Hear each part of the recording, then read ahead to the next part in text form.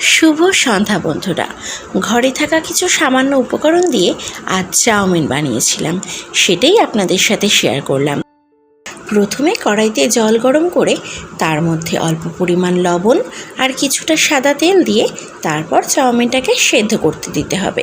এদিকে চাউমিন যতক্ষণ সেদ্ধ হতে থাকে ততক্ষণ বাঁধাকপিটাকে এইভাবে সরু সরু করে কুচি কুচি করে কেটে নিতে হবে। আমি বাঁধাকপি আর আলু দিয়েছিলাম।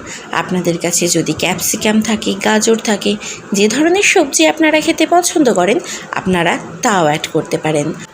যেমনটা আপনারা জানেন, আমি কখনোই আফসোস করি না। আমার ঘরে যতটুকু জিনিস থাকে আমি তা দিয়েই রান্না করি। পূর্ব পরিকল্পিতভাবে আমার রান্না করা সম্ভব হয়ে ওঠে না। এই যে দেখুন, চাউমিনটি দু হাত দিয়ে একটু টেনে দেখবেন। ঠিক এরকম অবস্থায় আপনারা জল ঝারিয়ে নেবেন। জল ঝারিয়ে সেখানে অল্প পরিমাণ তেল চাউমিনটিতে ভালো করে মেখে রাখবেন, যাতে একটির গায়ে আরেকটি না লেগে যায়। এখানে তো সমস্ত কিছু দেখানো সম্ভব হলো না, কিন্তু আপনারা অবশ্যই এই স্টেপগুলো ফলো করবেন।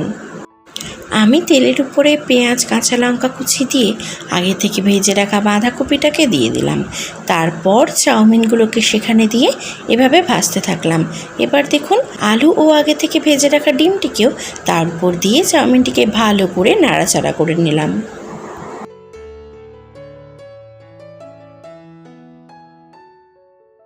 এবার পরিমাণ মতো সোয়া সস তার উপরে দিয়ে দিতে হবে। যদি আপনাদের কাছে চিলি সস, টমেটো সস থেকে থাকে আপনারা এই অবস্থায় সেগুলিকেও দিয়ে দিতে পারেন।